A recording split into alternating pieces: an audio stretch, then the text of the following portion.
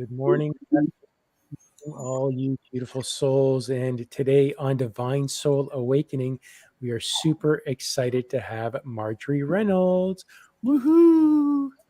Hi, Hi. everyone. Hi. Hi. Welcome. Thank So you. excited to have Marjorie join us. So in today's show, first I'll try and say that we're a group of psychics and spiritual mediums that are coming together to help everyone awaken, align to their higher selves and soul purpose, while lifting up humanity. And in today's show, we bring up in different topics. In today's show, we've connected with Marjorie Reynolds, who's going to be talking about spiritual rituals. And this is really something fascinating because I really don't know much about it.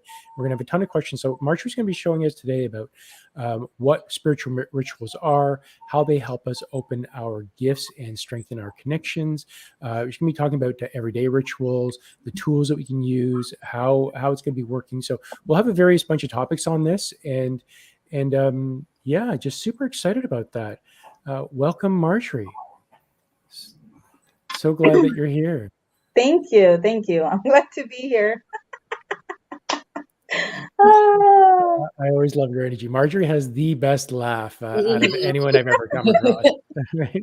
It definitely lights up a room. Right? Thank you. Hi, everyone. Hi. So glad you're here. Thank you.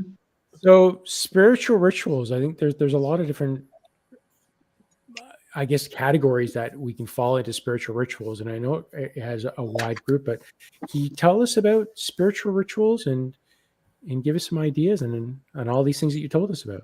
Okay. So spiritual rituals for me, everybody has a different take on everything. So the take that I have on spiritual rituals is it is a grounding and it allows me to flow easier with my intentions, because rituals are about basically your intentions, and it helps ground it because we need something to touch, something to actually make us be present, right? So when we're doing a ritual, we're present with what we're doing. We're putting our focus into it. We are going with the flow and focusing on that. We're not focusing on everything else that is happening, what is moving, or nothing.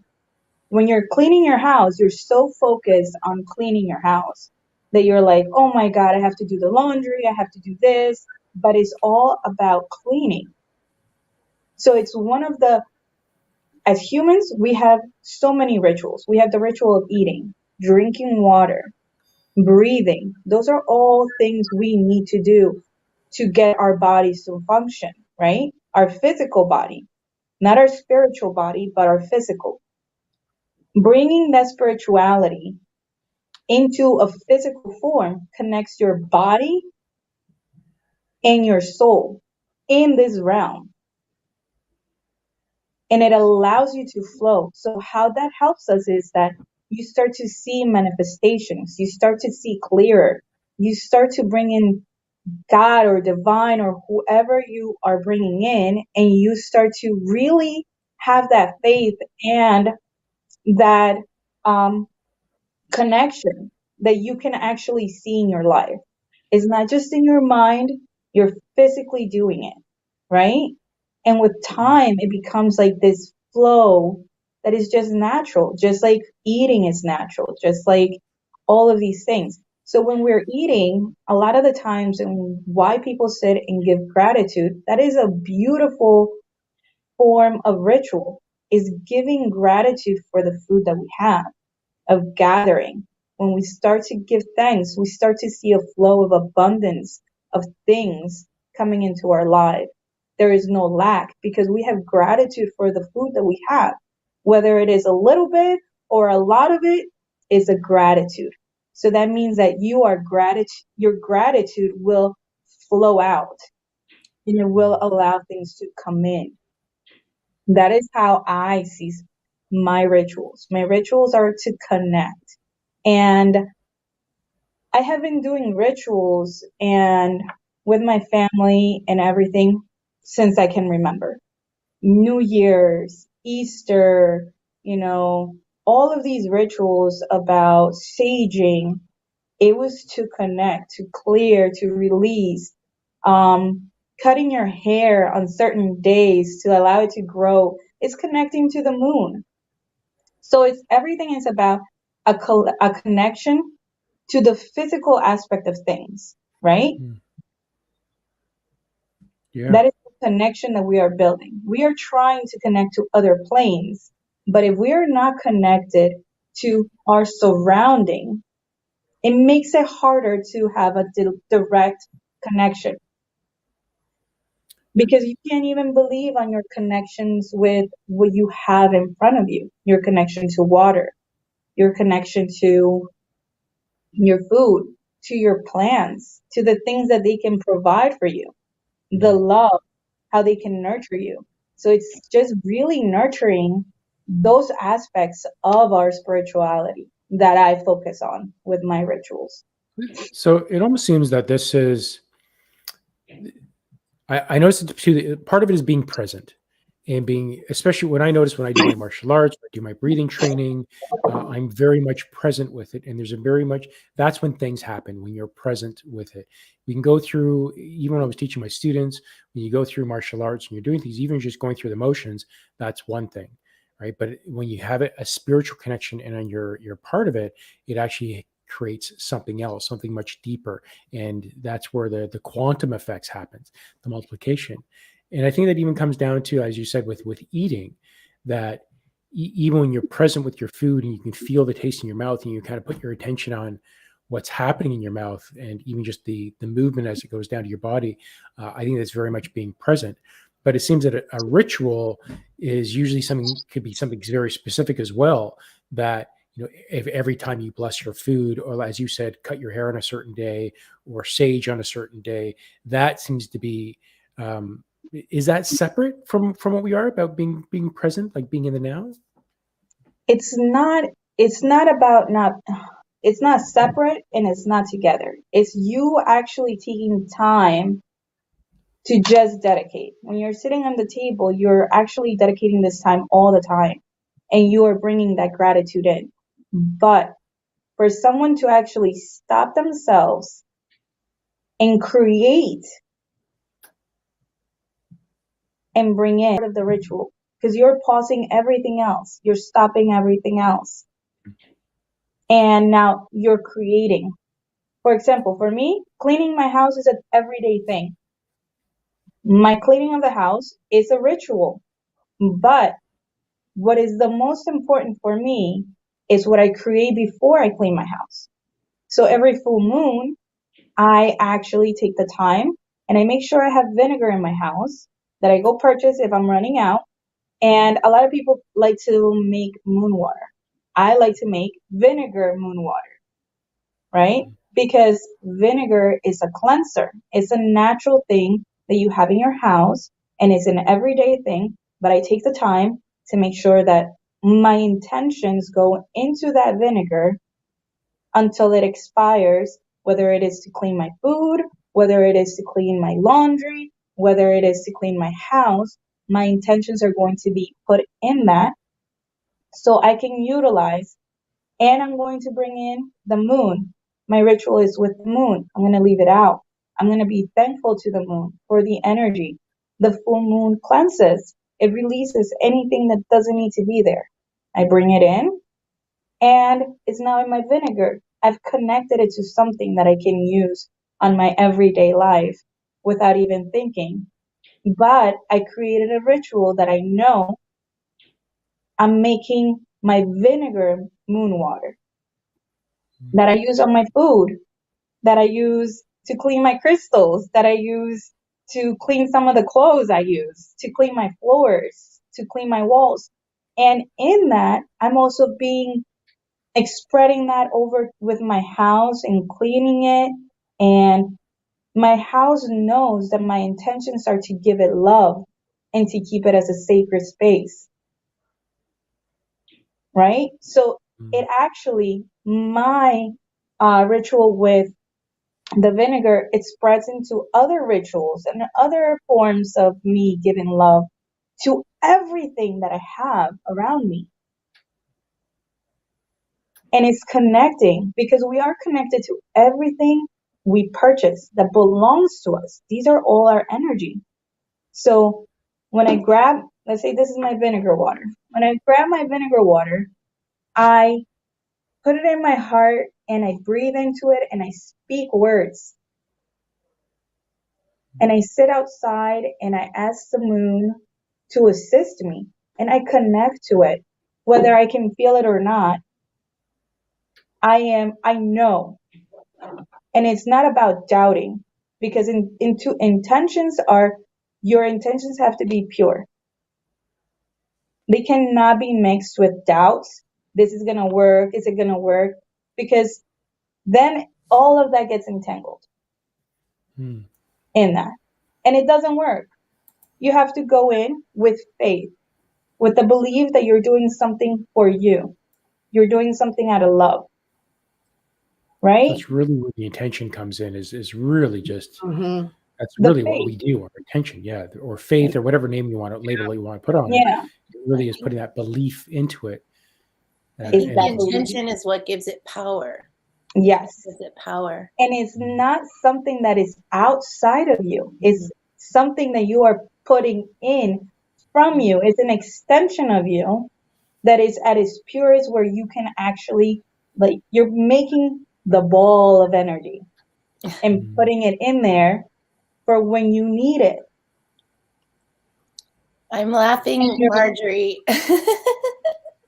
because I just channeled Merlin yesterday. I haven't posted it yet. An hour-long session with Merlin, and it's exactly what he was showing me, this ball of energy and how we use our power to manifest magic. And but he also talked about exactly what you're saying about the importance of using magic is really using the forces of nature, everything that was given to us, everything around us. He says you're not tapping into your fullest potential if you're not tapping into the powers of nature. You know, the colors, for example, just how certain colors bring a certain vibration in. If you're trying to attune to a certain vibration, or like say, speak your truth more, and that's something that you want to work on, like the color blue, for example, could be something that you might want to wear more, or have around you more.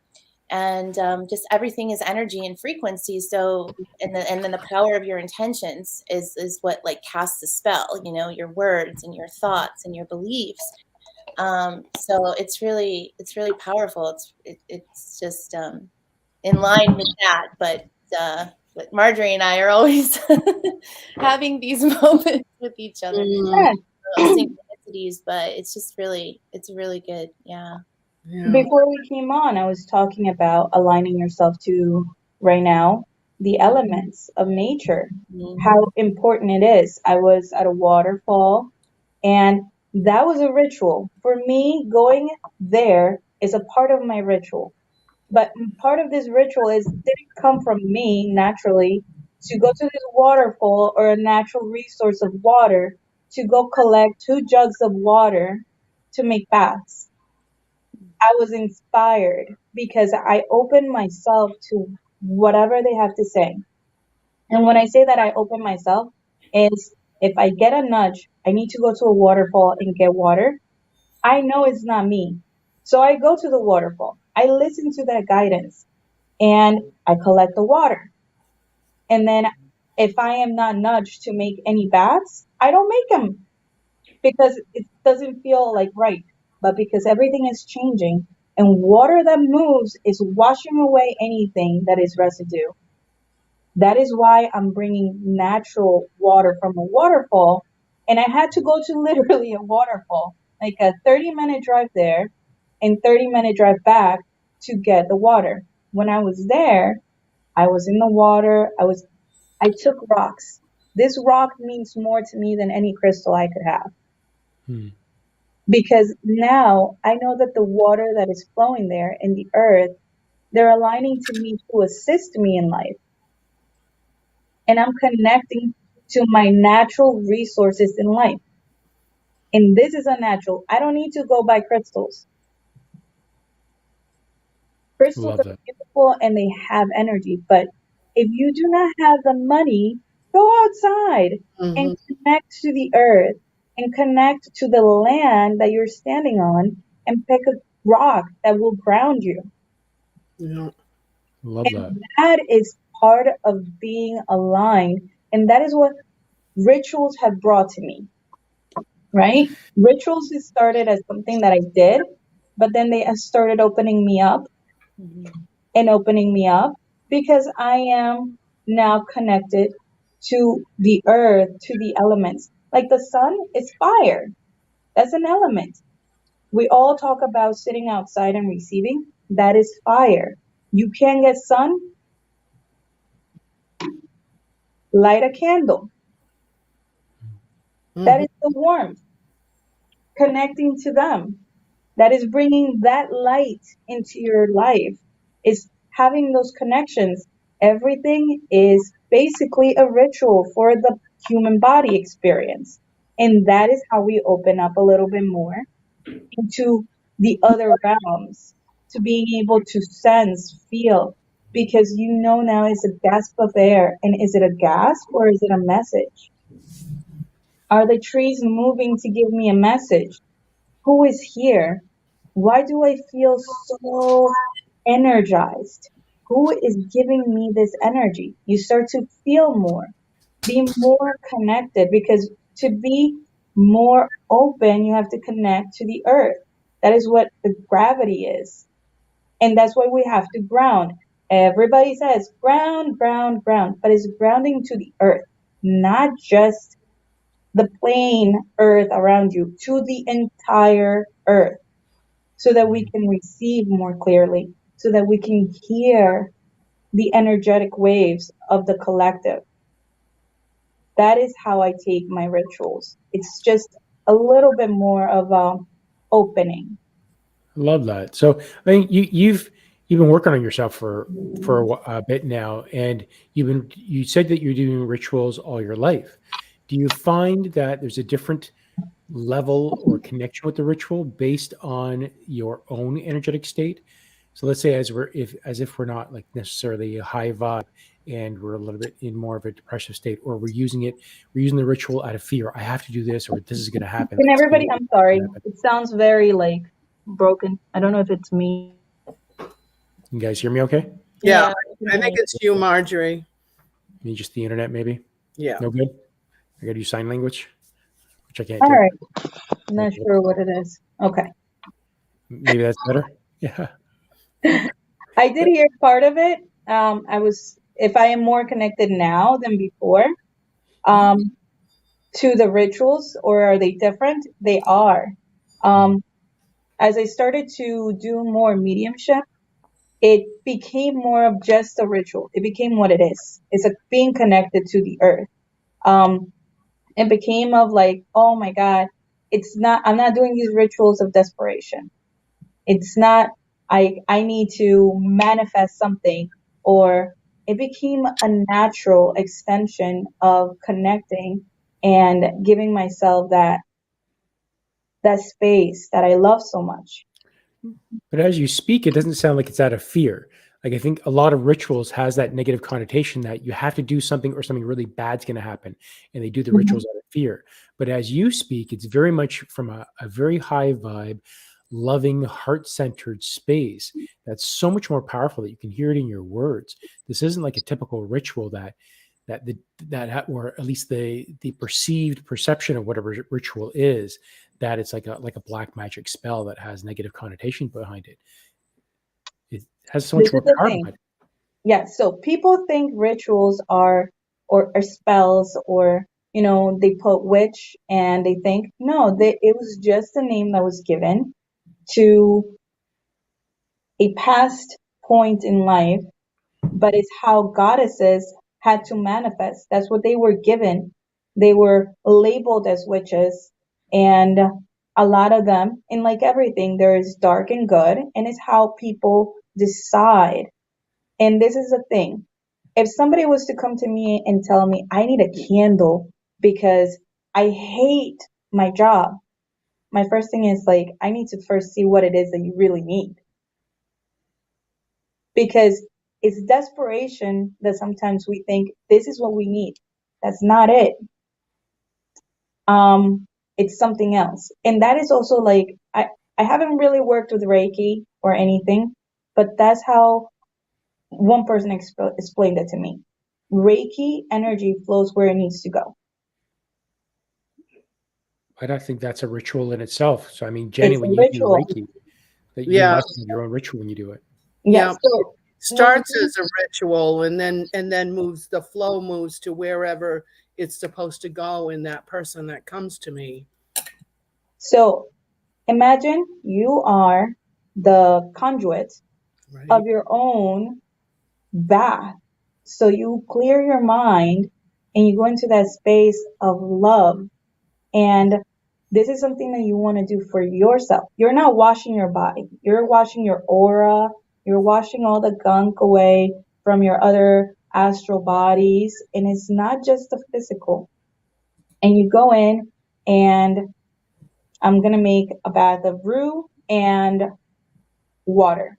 That's basic it. That's it. What I'm going to be doing, and I'm going to speak love into the water. I have connected to the water and I asked to wash away anything that does not need to be there. I asked the roux, not the roux plant itself, the consciousness of the roux. Because I like to grow my roux because I give it love and assistance in a certain way. But if I have to grab it or buy it, I bring in the consciousness and I give it love and I give it thank you and I put it in and I bless it the way that I know. This is a thing. Blessings are whatever resonates with the person. It could be prayer. It could be whatever it resonates with you. It could be just words of affirmation, whatever. I like to breathe my breath of life into my water to connect. I like to breathe into the plants because that's the way I learned to connect. I'm giving my breath to them and connecting our energy. I give thanks to all the four, what is it called? Directions. Directions. I bring in the elements. And when I'm in that space, it's not me. I always, in everything I do, I ask for Marjorie to step out and for me to be a clear channel for the energy that they need. It Yeah. is not my job to decide what the person needs. It is not my job to give them like a specific how it's going to show up. It's just, I believe that is being put in there. The God's love and their guidance, their guides with my team being guided and put into this bath. And that is what I do. Same thing with candles. When you want to manifest or bring love or joy into the world, you only have to project that out of your body into this candle that will hold it, that is going to act like the world, that is going to act like the person you want to send that love to, so that it can manifest however it needs to manifest. And manifestation may mean that they lose their job so that they can get a better job. It may mean something not exactly what we are expecting, but our minds try to say like, oh, I want this for that. No. That's why we have to move out of it, even for ourselves. Like when I make baths, I'm like, for what I need, clear me. It's like almost like I am the body, but I am not the energy. Right. I am calling forth the energy into this bath, even if it's a bath for me. And if you try a bath for yourself that you want to do with just water, like go into the shower and just close your eyes and step into the shower and ask the water and your team to wash away. Allow the energy, feel the energy. It's a physical, like washing away. Wash away everything and go about your day freely, relaxed. That is a ritual all on its own that we can do daily to just clear our energy. It's beautiful. It's like all of these things that we can do, they don't cost money because you can do it yourself. And the reason a lot of people go to get these things is because they think they need one thing, but they don't know what they need at that time. It's a confusion of But exactly where do I start. you know, it feels like I'm getting anxiety. It's like, oh my God, like this is work. Like every time I had to take a shower. Every time I got to do this, like I really had to feel and connect. And I don't know why Wow. it seems ridiculous, but I'm getting like anxious here. Like, oh my gosh, like I'm doing it all wrong or something like that. It's because we sometimes forget that our connection is to everything. Yeah. And when we are in the bath and naturally are taking, like it's washing away, it's literally washing away. When we do this exercise on a daily basis, it's just a natural thing, but we're not being aware of the importance of water. We're just going in there, washing the body, and not being aware of the importance of the water touching Right. our body. The luxury that we have to have access to this on a daily basis and not be attuned to this, it's a lot harder. It's about that awareness of what's happening around you outside of your physical body, like we learned in our those of us taking the classes with William. You know, you bring that awareness in. Just standing under that shower in the morning, it becomes something more than just cleaning yourself, having a bath. It adds, you know, that daily awareness of what's going on with us at that time and clearing that stuff out. I It's do a that on a meditation regular too. basis. Yeah, It's like being walking meditations in life. You're in a exactly. meditation all the time, but this is not a shamanic work. I am so sorry. I'm going to have to step. I think there's an emergency going on. Give me 1 second. Okay. Talk amongst yourselves. I wanted Yeah. to say, Con, to that feeling of anxiety, I feel like that's like a knee-jerk reaction of the ego, because it's like, you know, our minds are always going and going, and sometimes maybe those are moments where we're thinking about stuff and what we've got to do and we're planning things in our mind, but it's really just asking us to like drop the ego for a minute and get into like the moment and actually feel our connection with the water, just like we would tune our awareness to a specific guide. If we were trying to channel that Right. guide, we don't have a problem doing that. So it would be easy for us to tune into the water even in that moment, but just, you know, taking that time to connect with the elements, like, which is basically Mother Nature, which is basically what we are made of.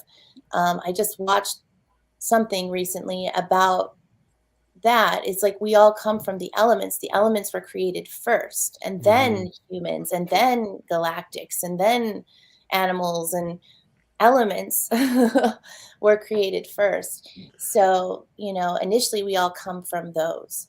And yeah, Yeah, I feel that that's really interesting how she's explaining this, but it really yeah, but it resonates. seems even it's like so much more than that.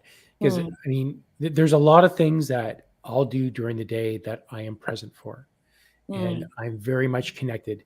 Especially things like meditation, channeling. If I'm doing certain tasks, especially my breathing type of work, I'm definitely connected to that. But not when like, but it seems like when Marjorie's talking, it's like it's everything. It really reminds me of Eckhart Tolle about being in the present, being in the now. Mhm. And it's not that she's present with like certain things like I am through the day. Like it's probably about maybe a third of the things I do throughout the day I'm present for. But as Marjorie's speaking, like it's very much every action that she's doing, she's very much present for it and connecting at a very multidimensional level, which is like I'm shaken to the core right now how deeply it's affecting me. It's really empowering. I love it. It's Yeah.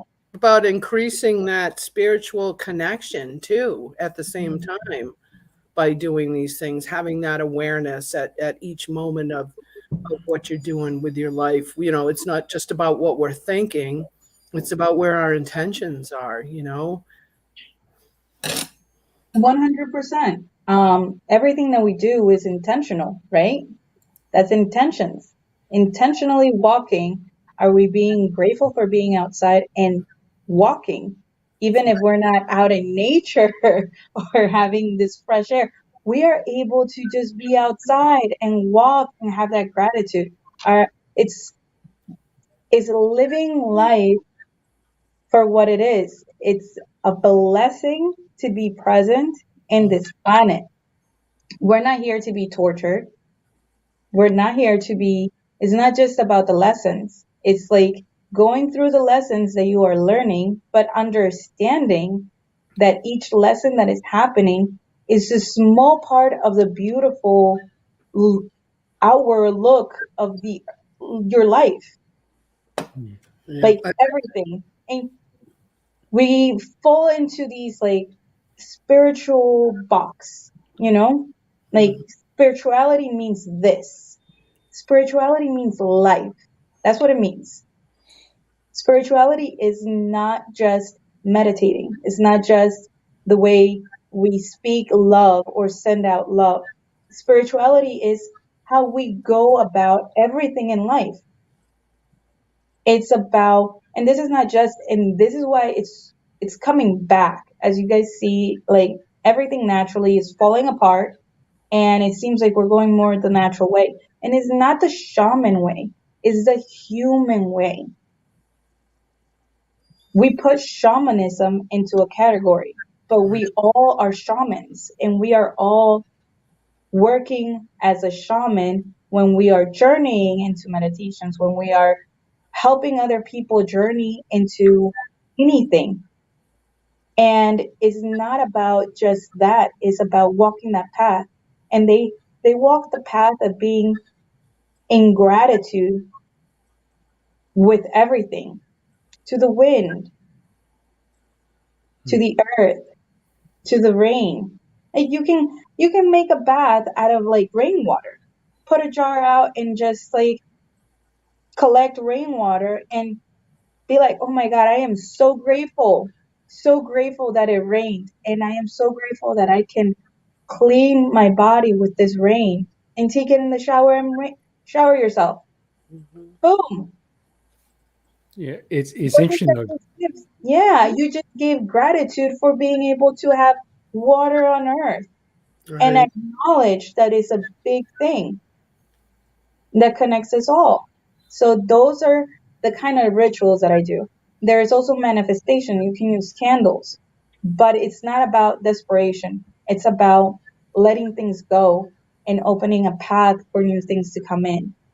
It's about connecting. It's about being in a space of releasing mental clouds and everything in between. When you express that gratitude for the things around us, that brings us back into the present, which brings in that love vibration, opens up that heart expansion. And then once again, we connect everything and interweave it up into that spiritual part that everybody's looking for, you know? 100%. Like we become a bridge, a bridge for and I feel like that's what, I don't know if that's what shaman means, but I feel like there's some meaning to that. Like they're not messengers, but like almost like guides between both worlds. I don't know. I feel like I wrote a paper on that a long time ago, but they're the ones that they're not journeying for you. They are helping you on the journey, right? So water is helping you on the journey of life. Air is helping you on the in your journey of life. The sun is helping you in your journey of life. Without these guides or beings, we can't journey in life. That means we will die. We can't live a life without plants. That's right. So it's being conscious in gratitude. Like I go outside and I still see some that are alive and I'm like, oh my God, you're so beautiful. I can't wait. I am in so much awe that they live through the winter. Like I go outside and I'm so happy, for that they lived, and they're showing me, they're teaching me, and their resilience, they're teaching me, and they're Right. teaching all of us. And I when you start to look at nature and how it works and how it moves, you're like, oh my God, I'm like the tree. Spring is coming and I feel so much better. And I feel like I'm going to start something new. What is it going to be? This new thing that I start, is it going to be me connecting more with my family because it's warmer outside and we can all gather? That is a spring thing. Mm-hmm. Is like bringing together your relationships because you're able to connect, you're able to do things. Isn't that beautiful? Love that. You can play outside, you can have fun. So all of these beautiful things in life that is just become a part of it. And when you step outside of just being gratitude for everything and you pause and you engage with those gifts, like, what does the root want to give me today? Because I've connected to it. What is this root? Yeah. What is You that? mentioned it, yeah. It's a blessed plant. It's a ancient plant that helps. It's a great to clean your house. It cleans energy. It they used to use it in churches, and it's really old wise plant, and it just helps with all, like if you feel supercharged, and if you have people that are envious or people that are around you that are just sending you, or you just feel a little charged, you can take a bath in it and clear it away, or you can carry it with you like a little bunch in your pocket or in your purse, and you can ask for it to keep away. And it's a plant, but Is this it's an something you buy or energetic that? consciousness that is assisting you. Natural, or do we grow it, Marjorie? What? For me, in the wintertime, it's very hard to grow anything, so I purchase them. But I purchase them and I talk to them, and I've created a relationship with certain plants myself. Like I've created a relationship. I have an earth jar. So my earth jar is all the plants that I have created a relationship with, crystals, and I have wax in there and earth from my house and all of these things. But that is my connection and what I feel more connected. And when I connect with those things, um, I feel more aligned, easier to work with, because they're going to work in the way that they need to work in that moment. I don't need to worry about it. But you can like look up plans that you need to, or that you feel comfortable working with. And you can start with like rosemary. Rosemary is good for, bringing in and clearing your energy. So It it's can not necessarily a plant called rue. it is. It is. How do It you is. spell that? We have carried RUE. RUE. Okay. And this plant is actually, the butterflies love to eat this plant. Ooh, we like that.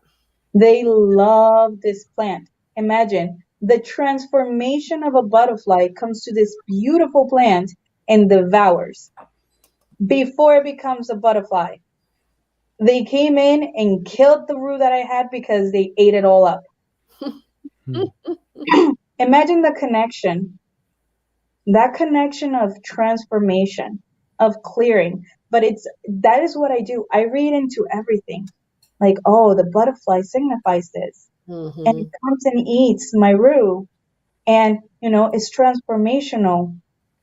All of these things are aligned. They call upon each other and link up. And it's looking at how people read the collective energy. Everything is on an energetic level, linking up for something, releasing and bringing in. Before we get into what some of the everyday rituals are, Christy is a shaman, and this Christy, how does this align to? I mean, I don't know. It sounds like it'd be exactly what you do because you are connected with nature. But can you talk more on your side? Well, it's just the connection with the plants. I'm so resonate with everything you're saying, Marjorie. It's like I'm just speechless. It's just like wow. But yeah, it's just straight in line with that. And but I did have a question, Marjorie, when you were talking about the candles, and I know I've heard you speak of candles quite often, and I wanted to ask you. Do you set intentions to release something with the candle burning, or is it bringing something in? What are you doing with that? Well, it depends. It depends on what the candle is for. You can use a candle to release, and you can use a candle to bring in. So for me, I set my candles like if I burn a candle in the afternoon after 6 o'clock, I release.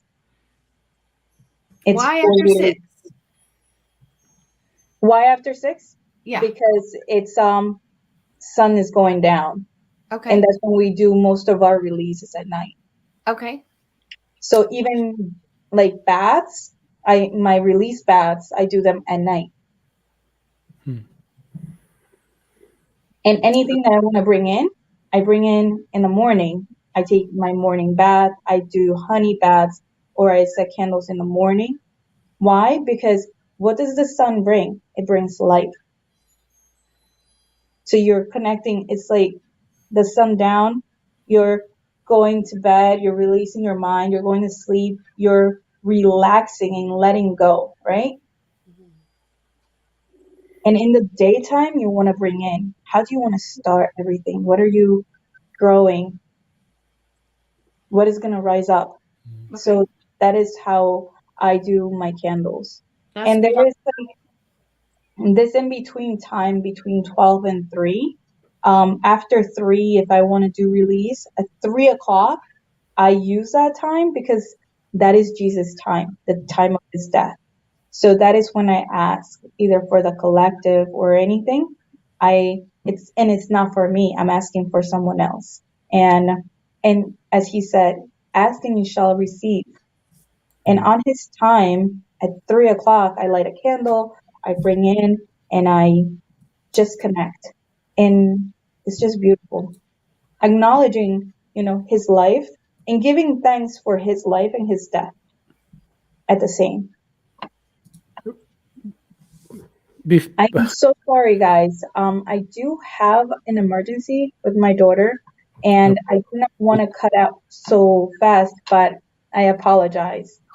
No problem. I mean, I probably got like 1,000 questions still, so that's awesome. I'd love to kind of get you back and talk about this because that's my head's just spinning about the types of rituals, where do you discover them, and all that. But family first for sure. Yeah, we understand. Yeah. My daughter had an accident at school, so I have to take some stuff. Aw. Yeah. But Okay. the best way to start with is, I would say, with lighting a candle, and you don't need to go crazy.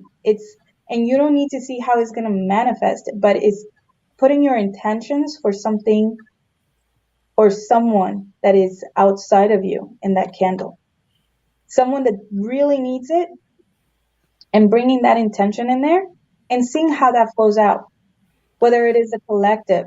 It's like how you do with your heart coherency. It's basically that, putting it out there, but putting it in a candle, and you can see just in the flame how strong the flame is, how bright it is, that connection. So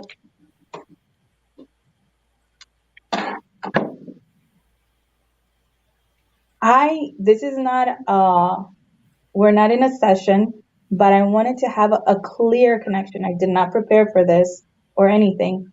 But what I did do for preparation is that I set intentions that I was going to be clear, and the truth of what I am and who I am can come out to help others. That was my intention. And this is a candle. For me, this is a red candle. A lot of people see red and they think fire, all of these things. But for me, this particular candle, this one, maybe I get another candle and it might mean passion if it's red. But this one has been grounding, like red grounding. So you can utilize, first I'm utilizing the color, like Rachel said, utilizing fire. What I need for fire is air. Mm-hmm. So I am bringing in elements and connecting to different things that we don't really realize into this. If you get a beeswax candle, you're connecting to the nature of the bee. Is having that understanding that honey is an antibiotic. Honeys can create antibiotics, so it means it can release anything bad out of it, and it's sweet, so it can bring in anything. So you can either clean yourself to release anything that you don't want with honey, and then you can bring in. It's a lot, but these things come as you start going and connecting, and you start like, oh, but what does the fire mean? Oh, but what does the mesh mean? What does the wax mean? It's getting curious to understanding, why do we have candles? What is the importance? Is it just something that I light up, or I'm going to light this up with intentions? No, it's really connecting. Just how it takes us time to connect to divine when we meditate, and we have to send our consciousness out to meet somewhere, or that we need sometimes quietness to be able to hear. It's actually bringing it all in and sending it out and feeling it in your body. Mm-hmm. Because you are connecting now to your body. Marjorie, before you go, where could we learn more about rituals? Because it just seems like this really just opened up a big bag of worms, in a good way, earthworms. I wish I could have like a specific way for people to learn about rituals, but the way that I learned, it was through books and going on YouTube, literally, because I already knew about certain baths and it came in my family. But when I really wanted to learn more, I started researching on YouTube, like, spiritual baths. And I started reading books about candles, colors and stuff.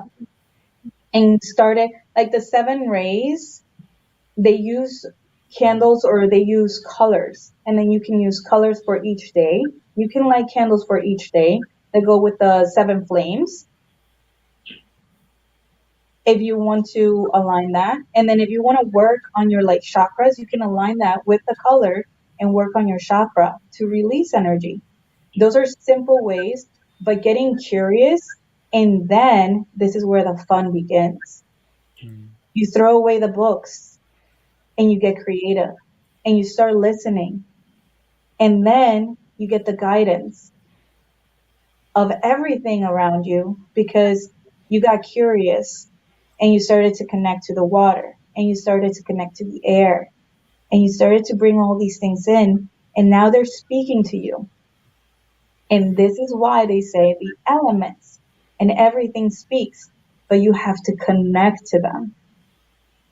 And these are just gateways to those connections and the celebration of those connections. It's not a shaman, or it's not this or I'm this. Take away the labels. Take them all away. And you are a child of everything in life because you breathe. You need oxygen. You need the sun. You're made of minerals and of water. You are already a part of them, and it's just connecting to them and really being one. Love that. Mm. Well, All right, guys. I'm throwing up Marjorie's business page up here. If anybody wants to reach out to Marjorie, hopefully in the future, she's going to be putting some courses up on this, because I think you would have a lot of people that would love to learn about rituals. But please go to Marjorie's Facebook business page at facebook.com, The Pyramid Within. Thank you, Marjorie. Have a great day, guys. Love Bye. you. Thank you. Love, thank you. So we Wow. have a bunch Sorry. of things coming through in the comments, but I wanted to wait and let Marjorie finish before she had to go. So we had Wendy said, I like to listen to Solfuego frequencies in the shower and let the vibration of the music infuse with the water, wash over with intention. It works on my innate cellular structure. Oh, how powerful is I that? love that. Yeah. Very cool. Love that, Wendy. And then we have Kay, who said, my great grandma showed me how to connect with a glass cup of water and a candle. Reminded me of her. Oh, interesting. Yeah.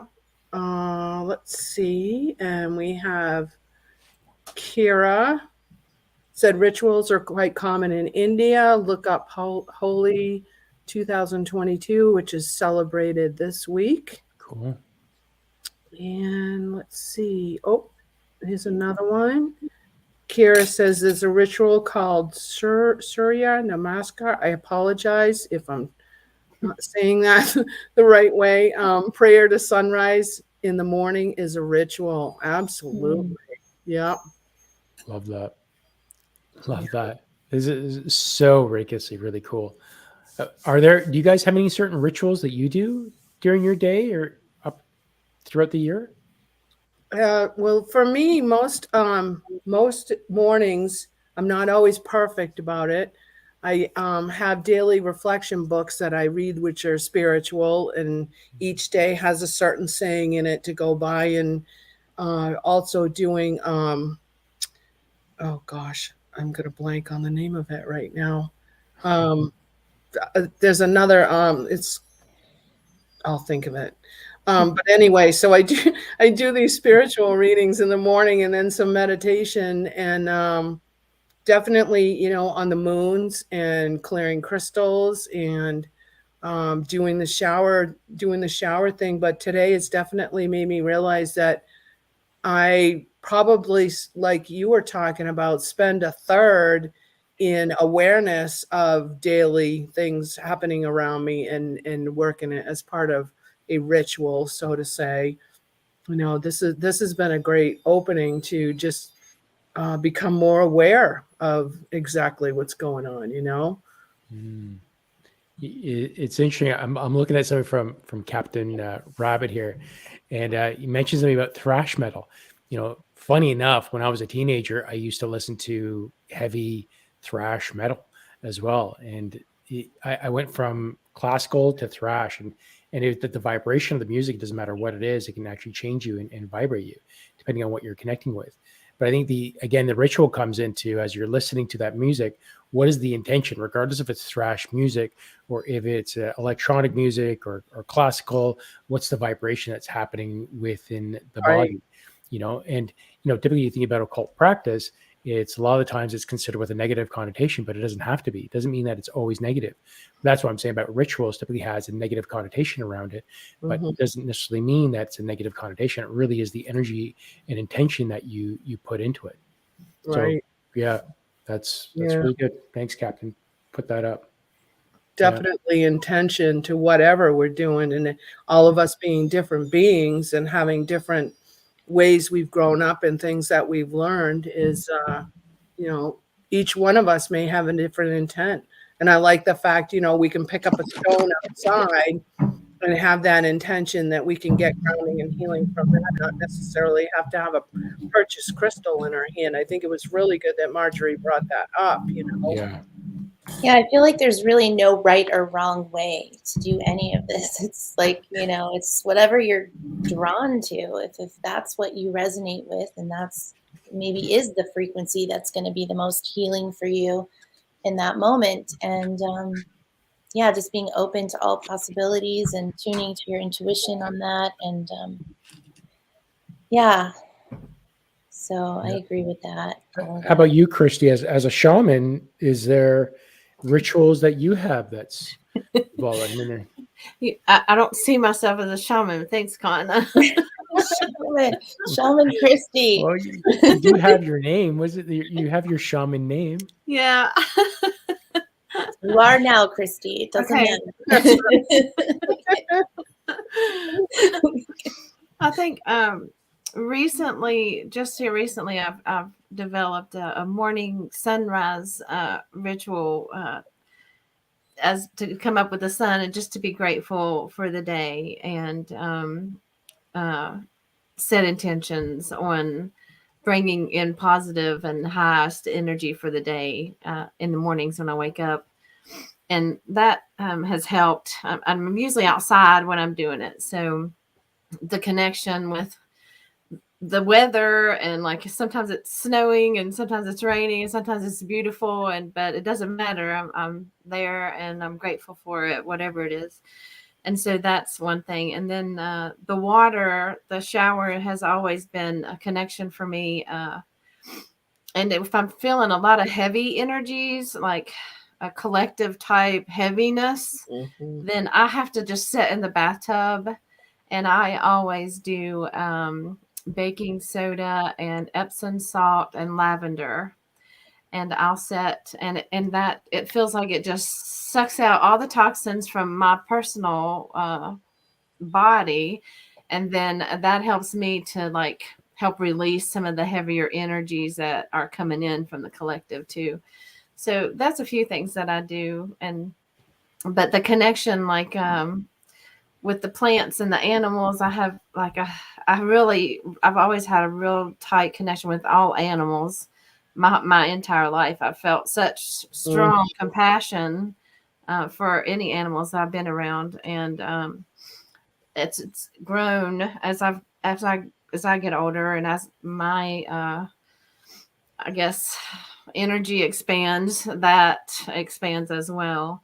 And the plants has been something that I've come into the past few years and have been trying to grow that connection as well. So, but yeah, that's pretty much that's what I do right now. But the staying, mostly what she's talking about is it's like being in the moment right now and staying in that moment and maintaining that. And it's very hard to do that because there's always something, coming in from the 3D that's going to distract you always. And so, but that when you draw it all in, it's just like, okay, it's nothing else matters except this moment right here, right now. And that's it. And once you focus like that, it's almost, you can feel the energy changing around you. Like it's like, it gathers more precisely, I think is a good word. It's more organized. And it's like, instead of feeling chaotic and just like non-existent.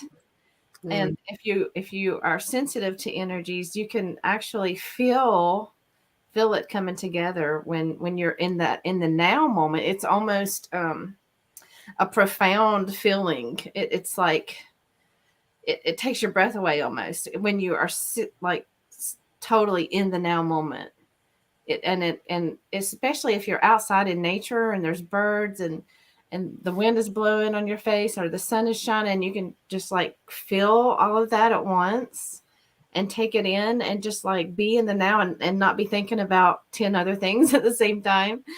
And that you can feel it. It's like this energy goes like this and it just kind of settles and you can feel that. So those are some things, that I do. Love that. Yeah. Kay says that every element is the perfect tool in the correct hands, and Archangel Gabriel anointed each tool.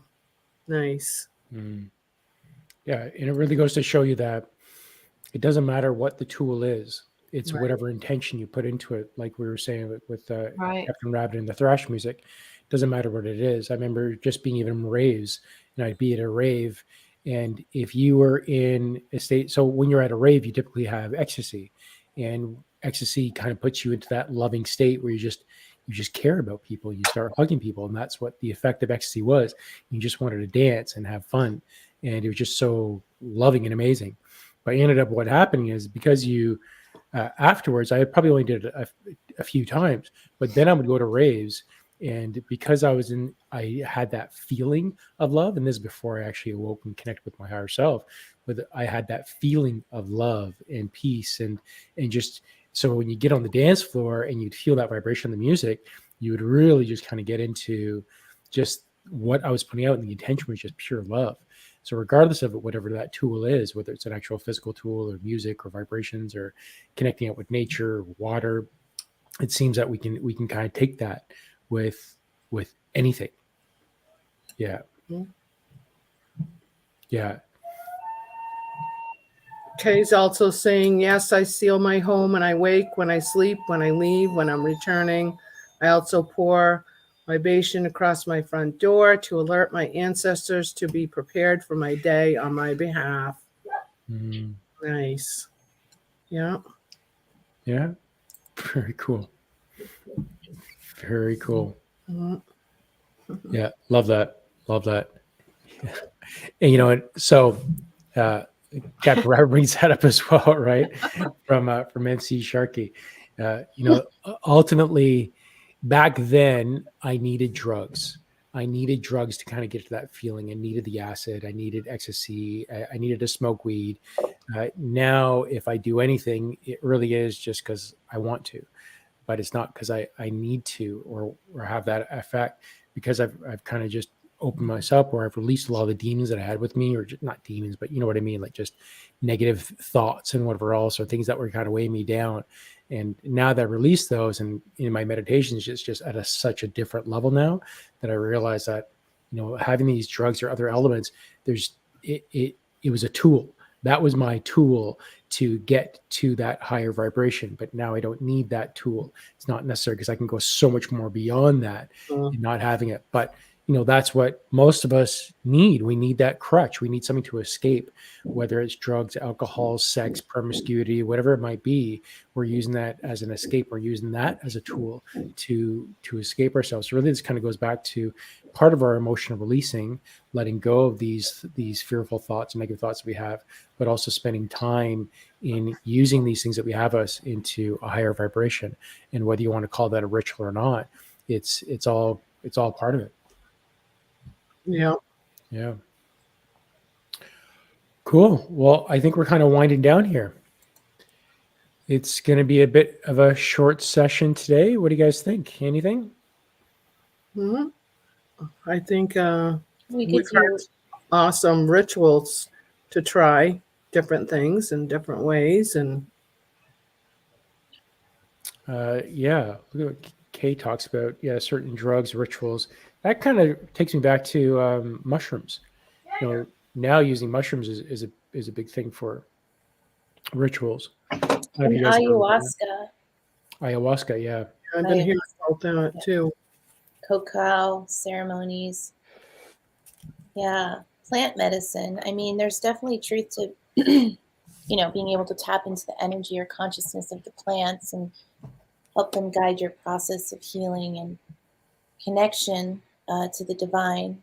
But like you said, Con, I mean, even that, even can become a crutch. Some people can have these profound experiences with those types of ceremonies, and then they keep going back for more, not fully integrating it and realizing that, like, you don't have to necessarily go into that all the time to cleanse and to heal and to connect to the divine, I guess you could say.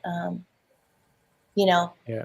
Like everything in moderation, I guess. I don't know. Well, that's the thing, because I mean, when I was doing drugs, especially in my younger years, but it's still legalized in Canada here, and it's readily available. But before it was legalized, and I did it as a young person, that was my escape. I needed that escape because there was no other options. Right. It's not until then I kind of I worked for a long time, then it became legalized here, and then I used that as a crutch to get medical cannabis and use that for my MS and degenerative disc disease. But then it took me back to my high school days of just using it to escape. So I wasn't using it for the medical form. I was just using it to escape and have that high because it felt so good. And you'd have these spiritual moments.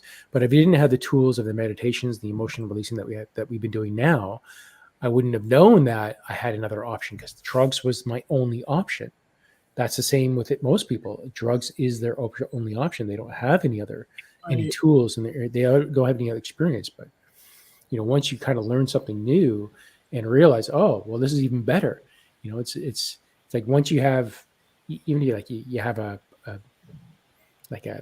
minute steak type of thing, and then you have a sirloin steak or a Kobe steak. It's not until you go through different degrees, or you have like a cheap wine compared to a nice wine or anything. Like once you have or have like dollar store clothing compared to Walmart to Holt Renfrew, like you start going through different levels of where you're getting your clothing. Everything has a certain quality behind it, and if you've never discovered it or seen for it, you have no idea that you have these readily available to you. And that's what I love about this, because what Marjorie did today was just wow. Like she's talked about rituals and candles for some time, but it's never resonated with me. But until she actually spoke today and shared what she did, it resonated so deeply that I have a whole new respect for it, a whole new respect and appreciation. Yeah, me too. Yeah. And some of the things she said that were really stuck with me was one, tuning into your surroundings. So it's like everything that we own has our energy on it. So it's being aware of, that aspect of life and tuning yourself to what's going on around you, even the plants that are growing in your yard or the trees that are in your immediate surroundings. Everything is energy. So, you're vibrating on a frequency. Your plants are feeling your vibration too. My husband has taught me about plants. He's more connected in that way to them. But when I was pregnant, we have this one plant. It had just two big leaves, okay, for the longest time. So, and then I got pregnant for the first time, and it started growing a new leaf. Wow. So every time I got pregnant, I have 3 kids. We noticed, and finally I tuned to it. By the third pregnancy, I was like, look, there's a new leaf growing. And so it's got 5 big leaves now. But That's cool. That's so cool. Yeah. So, so that's, everything is speaking to you, everything is energy. So, if you get curious about it, is what Marjorie was saying that really resonated with me. It's you can read about it, you can study it, and you can kind of tune to the vibration of what you're called to do and what resonates with you. But then eventually you don't need those books anymore, because you start just becoming curious and seeking out and just playing with the energy. It's like you get playful like a kid. And it's like a kid in a candy store, or not candy store, but toy store. It's just like, wow, you mean like the wind is saying something? You mean I can connect to the sun? You mean I can connect to the stars? I can connect to even just being aware of that time of day, like Marjorie was saying, when the sun is setting, like that's my favorite time of day. But I also love the morning. And now after she was speaking about that, I kind of figured out why. It's like I love that feeling of being charged up by the sun and the energy of like anything is possible, you can just do whatever. There's a fresh start for the day. And then I love the energy though of the sunset, because it's like calming down, everything's kind of coming to a close. And just being aware of that I think is just so important, but fascinating, because life is a ritual is basically what Marjorie was saying. Like everything is a ritual. We just got to tune our awareness to how we can tap into that divine connection that we have with everything, and how it can serve us in our ability to create. And that's kind of what was coming through with Merlin's message. It's like everything is here to serve you, like as a creator. So use it, you learn how to tap into everything. So yeah, it's really beautiful. Mhm. I learned a lot. Lately in my meditations, I've been doing that quite a bit. Is that, when I do the heart coherence, I'm always connecting out with my plants and the animals and the people that are in my house and the walls and the house itself, and really connecting a lot more, and then connecting with the people and everyone else around the world. And I'm now connecting with the vibration of like the table and the chairs and everything around me, and align myself to that. So it's interesting that this topic came up, that it did, because it's perfect. It's divine timing, it seems, because I felt like there's a change. And when we started talking at the start about the spring happening and how the energy is changing, I'm finding all those energies within me are changing as well, as I'm Mhm. becoming more alignment. And as we're connecting more people and giving more love to the world to try to raise that vibration, it's the same thing. Like, we're connecting more and more. So it really and this kind of really gives the idea of to take that even further and let that become part of the practice. It's just like our mediumship work, right? Intuitive development. We started with intuitive development. It's like, I didn't do much. I did a little bit of cards here and there, and now like tapping in like almost all the time, and Mhm. just being in Mhm. tune with the physical body and everything around. So it really, as she said, it's a practice. Mhm. And it's not, there's no magic to it. It's a practice. And as you connect more and align yourself to the vibrations, you're going to feel more and get more responses back. And I think that's where the playfulness comes in, because now you're getting, it's a conversation with everything around you. Yeah.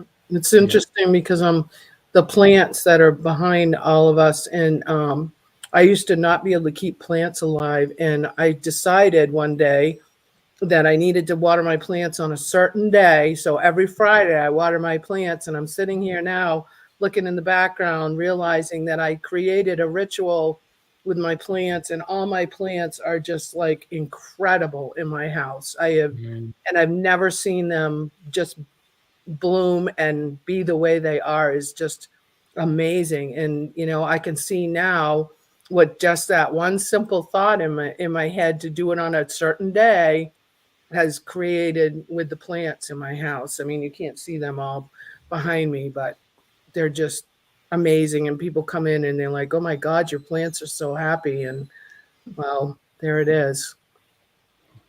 There it is. That's our house too. Like, Rita's the green thumb in our place, and she's much like you, Christy, very much connected with the plants and natures and animals. That's what comes into our home. You can even see behind me, like, that tree branch that you see on this side, like she dragged it home, right? And threw it up. Oh, I want that on the wall. Like, throw that on the wall, and put all these plants in, whatever else, right? So it's all cool. Yeah. Um, Okay, saying Con, when you start realizing everything makes a noise, and so the tables and the space and the chairs, that's all present in that space, just a higher frequency. Yeah, because I'm trying to manipulate and heal this body. It's all about raising the vibrations. But I find like the body is perfectly healed. It's more about the relationship now, the connection that happens between the two, that the conversation between actually within the body, the universe of the body. So Mm. I'm finding more and more I'm connecting with vibrations, and it's all about raising vibrations. Even like something that might be deemed negative or bad comes in, as I feel that vibrations, I see the good in it. It doesn't matter like whatever it is, what do you call it, good or bad, it's all good. And Mm. there's something really amazing and powerful about having that realization, right? Absolutely. Yeah. Yeah. Karen saying plants, love it. I started that too. Plants are amazing healers. Yeah. Amazing. And you only need like 10 plants to shift the oxygen in your house. Like, that's Right. all the oxygen that you need in your space. Get about 10 plants and you'll change the vibrational energy. I know people like will get a lot of neighbors, they'll kind of drop their plants off when they go away, and just okay, we'll take care of it. And then we forget to like water it for like a week, 2 weeks. Like, oh shit, like we haven't done anything with these things.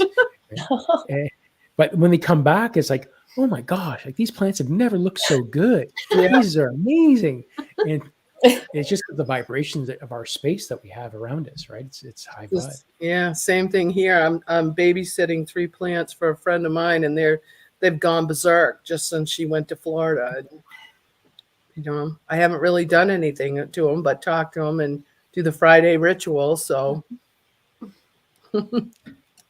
It's interesting. I just had a client yesterday too, who for a reading, but it came through for her to create like a sacred space with plants. She had a connection with plants from like maybe a past life, um, yeah, to create like this meditative area in your home, like a small space with the plant, bring in plants that you resonate with, kind of similar to what Marjorie was saying, like, you know, you intuitively choose the plants that you connect with, and yeah, they help raise that vibration and create that space for healing and just meditation or whatever you're wanting to do. But yeah, it's amazing.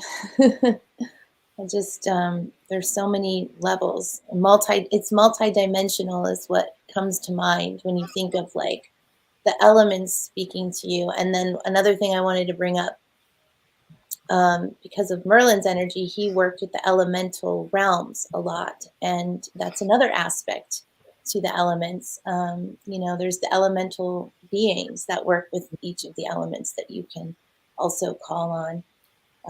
So yeah, just so many layers to it.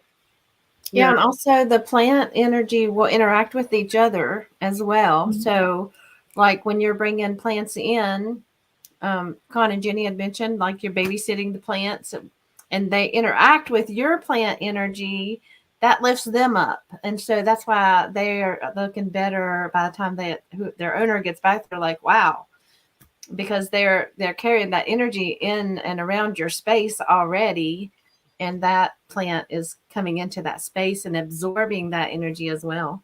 We have that with animals too. Yeah. You know, so we house sit a lot of dogs, and when dogs come into our space and there's time for them to go home, like some of them don't want to go home. They'll run to the front door. They'll see the owners like, man, who's gonna see? They'll kind of run back and like jump on my lap or something again, right? It's like it's time for you to go. But Oh. you know, but the energy is shifted, and sometimes they'll come here. Like we had one dog that came here. It was our first dog that we watched. That, you know, every time it would urinate, it would be dripping blood afterwards. It'd leave a trail, and it would have to eliminate itself at least like 5-6 times a day, and because it just couldn't sustain a solid stool. So after the end of the 3 weeks, this animal was having perfect urination elimination at any time, and maybe just going outside once a day instead of having to go out 5 times a day. And it was just part of this healing. Now, food was a big thing because Rita ended up doing energy testing and saying like, hey, this food that you're eating is actually garbage for you. So she uses her pendulum and tests out all the different food, and that's a line for that particular dog. And she finds out the sensitivity of that animal. But after those 3 weeks, that the culmination of all those things, it was perfect. And that's become Rita's ritual. Any animal that comes to our house, she's testing it and aligning their energy. Oh, And that's awesome. yeah, and she'll often do that like she does that distantly. So she uses a picture, and she'll get a picture of them and balance them out and find out what needs to be, what's going on with their diet and what's going on with their bodies, and she do that. So yeah, she's so in tune with animals. It is ridiculous, her distance work. Yeah. Wow. Ridiculous. Yep. Says the dogs tell it. Yes, they do. Yeah, animals will tell you, and that's what got me into working with horses. I mean, I always loved horses. I mean, I think I was a horse in a past life. Sure, I was. I came in here. You're I'm a unicorn. Yeah. Something I'm really drawn. I was drawn to like Pegasus type animal, you know, when I was little. But anyways, something.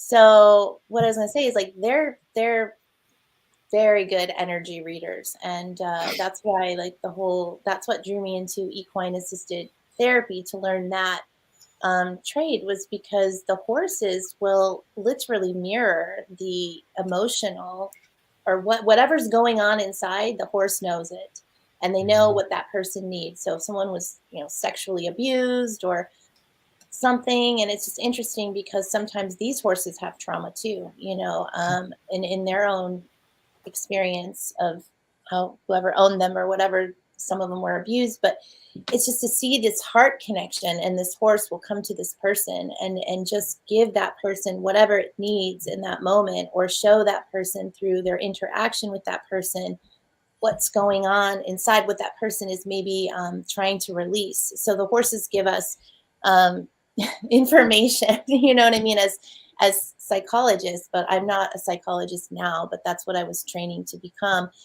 at the time I was studying. So I saw a lot of amazing firsthand experiences with people that had some pretty severe diagnoses. And one was like, not schizophrenia, but split personality, where she had other, personalities that come out, and she would go into that. But just what the equine therapy can do for people to help them heal and integrate, I think, on a higher level is just beautiful.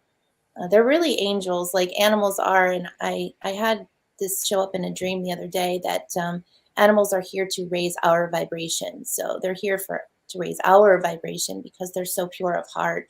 And that's why having them around, is like with Khan in your home, and it's already high vibe, but even the animals, because this is another thing about the animals, they take on so much suffering from humans, from the collective. They're really here to transmute that, but they need healing too. They need to rest, like horses will tell you, you can't work that horse every day. That's a lot of healing energy to take on. It's like they take on a little bit of that energy to transmute it, but then they need to regenerate also, the animals. So you having them in your home, Con, I feel like is giving them that opportunity, because they take on also the vibration of their owners. So whatever, from what I understand, whatever problems, like feelings, anxiety, things like that their owners might have, well, the animal is feeling that all the time, being in that vibration. So you being able to have them over and raise them up a little bit is probably very healing for them, and that's what I feel like Rita's really helping to do. It's like a caretaker for the animals. It's beautiful. Yeah, that's exactly what she is. She Yeah. is a caretaker. She's fairy or fae or however you want to call it. She's a custodian of the land and its animals, and that's all. It's so necessary, And before, for me, it was what are you doing? And I didn't really connect with it or resonate with it, even though I love nature and animals, but not to her extent. And she really just opened my eyes and the connection that there is there. It's all thanks to Rita, like part of my spiritual awakening and opening. It's just observing and being around her and allowing myself to fall in line instead of fight it, and to actually observe it and see it and see the good that's happening there. And it's happy. It's so much more now that spiritually open and connected more, that you can feel it and see it, the benefit and how necessary it is, that we all need it. How important. Yeah, it's a great point. I feel like we should have Rita talk about her work with animals sometime on our show when she comes back, or I don't know if the next time, but whenever, in the future. Yeah. I'd love to hear more about it. And I almost wonder, my question for her would be do you ever notice if physical symptoms in an animal somehow mirror physical symptoms that their owner might be experiencing? I always wonder. I wouldn't be surprised if she said yes to that at all, because we're so connected to our animals that wouldn't. I have a story I'll quickly share, just because it's actually happening today, but on this topic, and then we'll probably wrap it up. I've mentioned this before, so I won't go too into the story of it, but in September of last year, right before my mom passed away, I had a friend who had passed away unexpectedly, and she had a horse, and anyways, the horse ended up coming to me because nobody wanted the horse, really. It wasn't in a good condition. It was very starved, bones showing, all kinds of skin issues and hoof issues, and it could barely walk when I got the horse, and I didn't know it was in that kind of condition.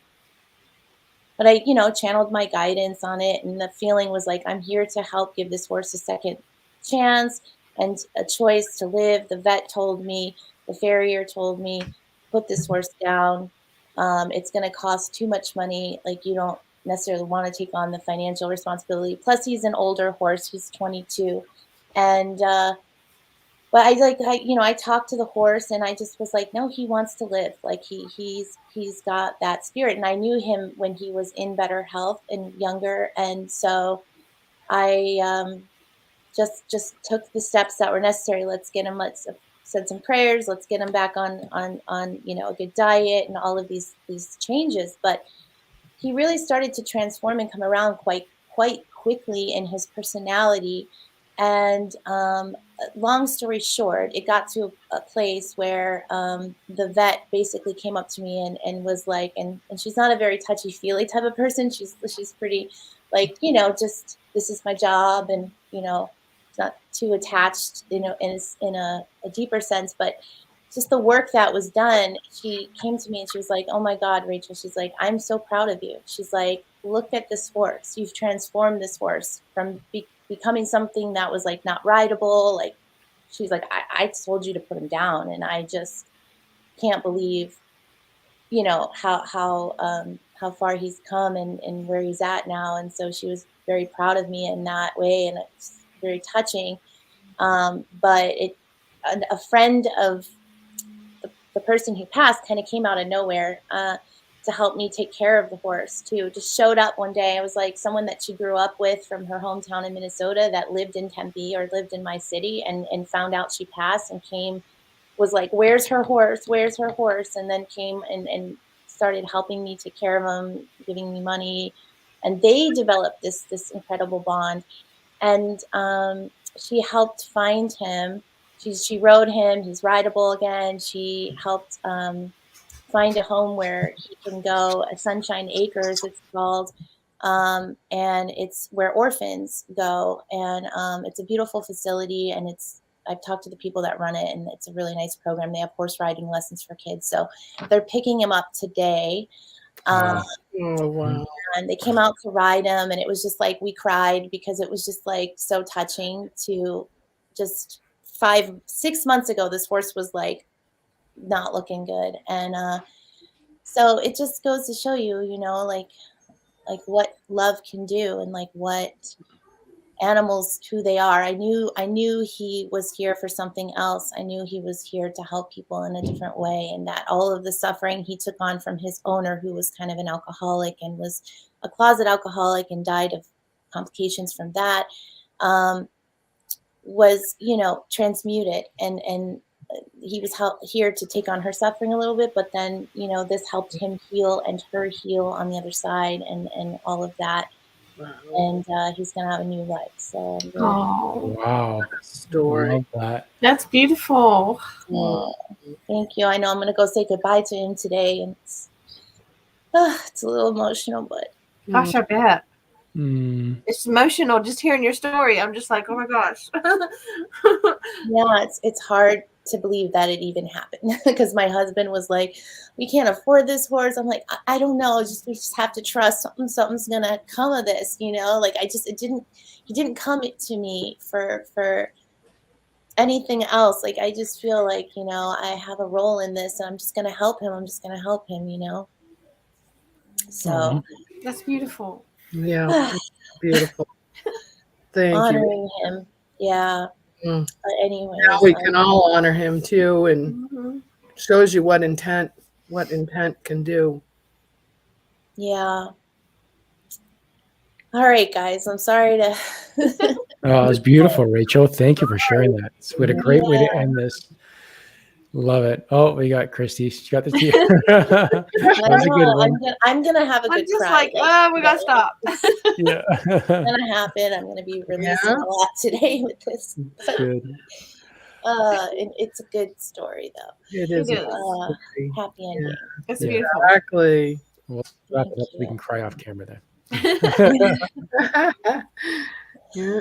All right, so we're gonna wrap it up on this and close it out. And I'll just start with we'll just go around, and I'll start with Con. And if you want to share like anything you've got coming up this week. Yeah.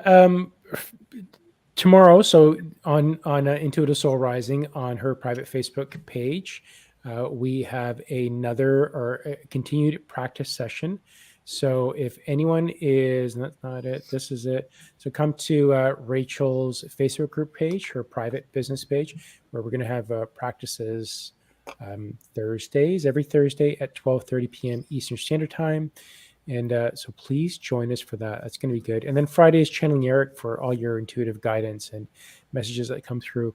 I've been really, I've been working on this emotional release series, and part of it's because I had to go through my own piece with it, and I've had no energy to kind of even go up and put it live. But I've got a big emotional release series that I'm working on right now, Awesome. and it's all about going through the primary emotions that we all have.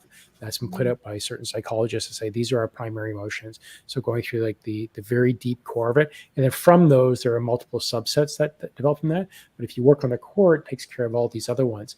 So I'm working on this series right now, and it's also the other part is just documenting my physical aspect, because many of you may or may not know, but I use a walker when I'm on this top floor, which is carpeted. I have to use a walker, and it's for me to get around. So I've never actually really shown any of that before. So I've been putting that together as I've been messing around with like editing and whatnot, but it's so time consuming. That's why I do everything live. So it's just so time consuming that nothing ever happens. I talk about it and just then never ever gets done. So that's what I'm working on right now. It is taking a while. I apologize for that, for those people that have been waiting for some time, but it is in the works, and something's coming with that. And I'm really getting close to opening up that Facebook emotional release private page so that we can do this on there. And I think that's where we're going to be doing this work is there. So I better stop now. Yeah, that's what's going on with me. Awesome. Yeah. I love that. Awesome. Can't wait. But I get it about the time-consuming aspect. Mhm. Yeah. It's more involved than you think, even when you're doing it. But it's great. And I don't even have 3 kids like you, so I don't know how many you're putting out so many videos like that. But I just got into like a rhythm of it, is what it Yeah. is. So and yeah, but I'm sure you have like a lot of different footage too that you're trying to share. So that's I do. It's a lot of planning right now, planning and research right now, and it's self exploration. As I do this, then it's finding the time to get that.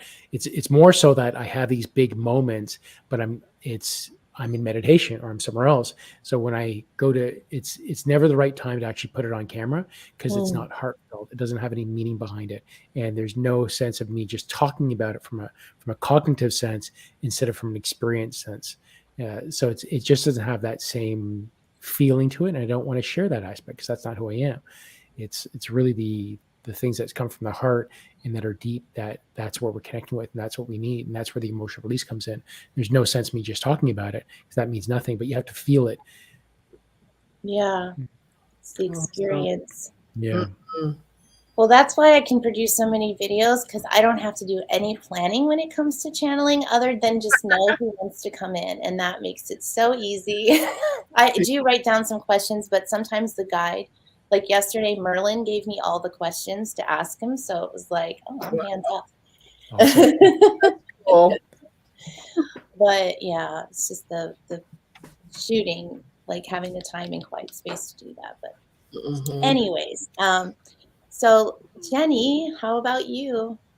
Well, I launched my YouTube channel, Jenny Hart, a week and a half ago. Thank you. I have my first meditation on there, and so the link to that, I believe, is In the description. Yep, in the description. Thank you. And I'm getting over a cold, and as soon as I get my voice back to normal, I'm going to be posting something else on that. So that's what's upcoming for me. I'm not sure if I'm going to do a meditation, a reading, or something else. I'm waiting for my guides to show me what's coming up next. So very excited. And it is time consuming, but I loved it. I learned so much just getting that first one out there. It was amazing. So I want to thank everybody who's subscribed and liked too. Thanks, guys. And Christy? I'm doing this time thing where I cannot get my shit together. Okay. I'm just like, what is happening? And I see Wendy is here. She's supposed to have a reading with me like the last time, not this past time, but the time before. We have been emailing each other back and forth, missing each other. Still haven't got up with her to get her reading done.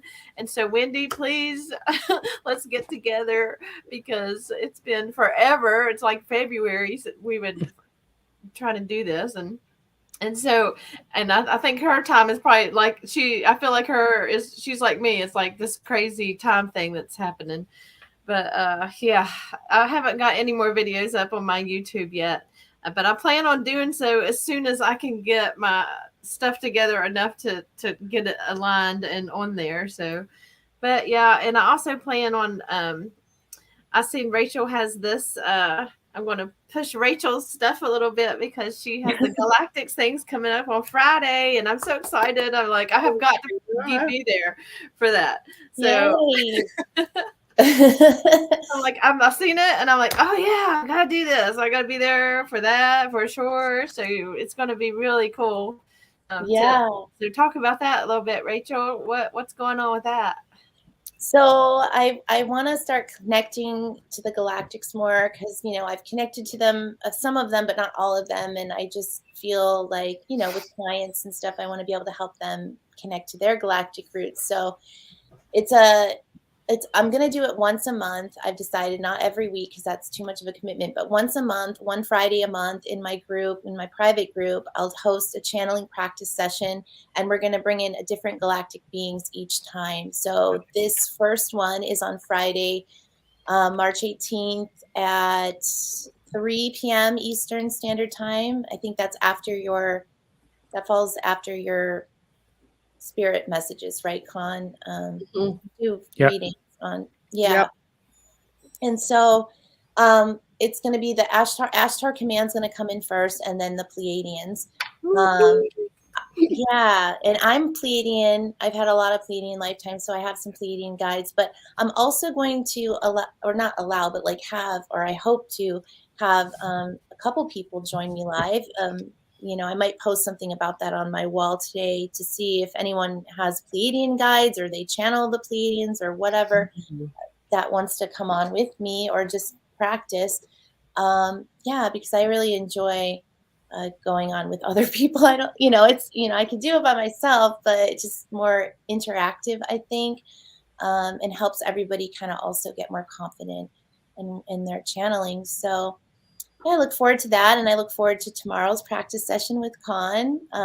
It's just a regular medium practice session at 12:30 Eastern Time on my page, our group, and that's another one where other people can join us live, and we have usually a nice crowd there, and it's been really fun. And I'll probably do another Manifesting Magic live event with my sister the following Tuesday. So a week from now on Tuesday, the 22nd. And we're going to bring in Merlin probably for that and talk about dreams and dreaming and how that relates to manifestation.